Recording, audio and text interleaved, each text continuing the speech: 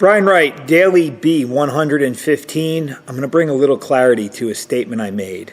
So, working 20 hours for myself or 8 hours for someone else, what does that really mean?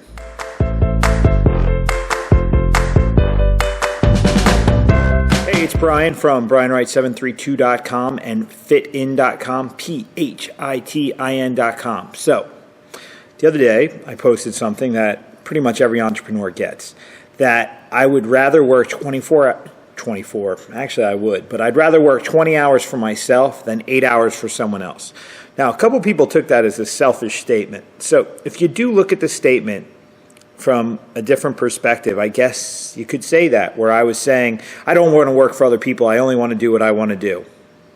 Okay, but the point is not that. The point is, as someone that's built to be an entrepreneur, someone who's built to run their own business, when I worked for other people, so if I put in an 8-hour day for X amount of dollars an hour, 40 hours a week, whatever, sure, consistent paycheck, fine.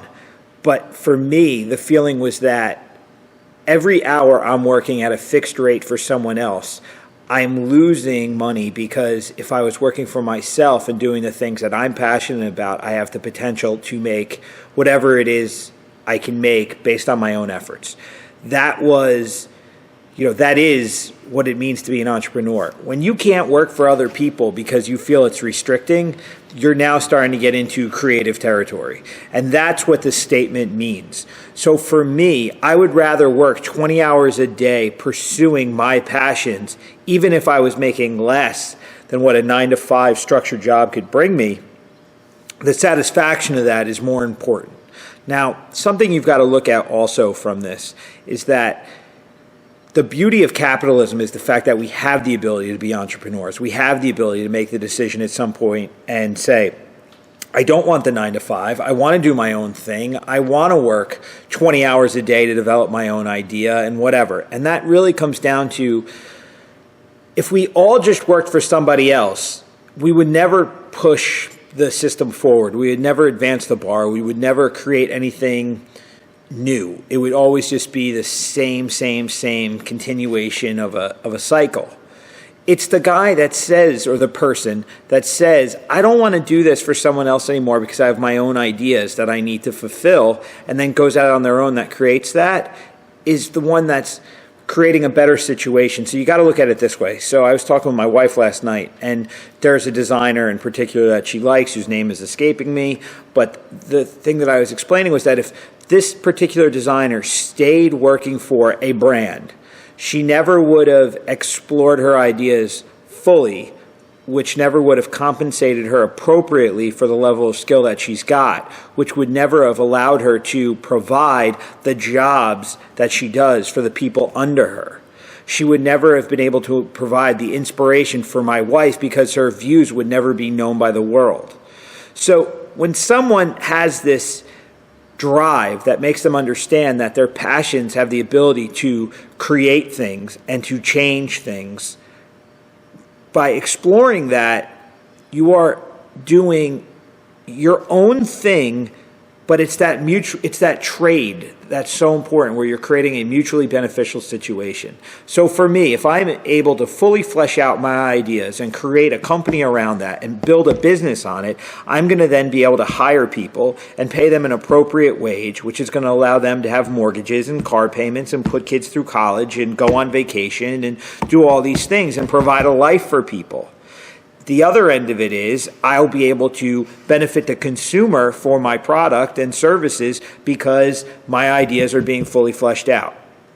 And in exchange, I will be compensated, and I'll live to the level that I choose to live to. So it's that mutually beneficial trade that's based upon my own ideas, on my passions, on the things that I care about. And for all of us, we have the opportunity to either pursue our passions that will create the infrastructure to create a life for a lot of people and to inspire other people, or we go work for somebody that's in that process. You really just have to decide who you are. Are you a better person to work for a leader, be a leader within an organization, or are you somebody that needs to have an organization and lead it? You really just got to figure that out. And that all goes back to the statement that I made, which was I would rather work 20 hours for myself than 8 hours for someone else. The someone else meaning I would rather work 20 hours pursuing my passions to create the infrastructure so that I can be more beneficial to society and people than work for 8 hours for someone else for a fixed rate and be limited to the impact that I can have.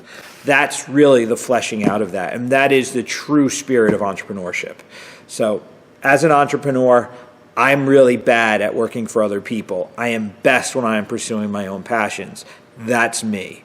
So that is the story of the day. Daily B 115, we are done. And by the way, I'm doing this on Labor Day, and I could have slept in, but I did get up, and I am going to put in a 20-hour day. There really is no day off when you're really into what you do. So I'm not asking you to work any longer or work any harder. I'm just saying that your passions do drive you. Your passions do give you the ability to work the hours that others won't, to create things that they never even knew were possible.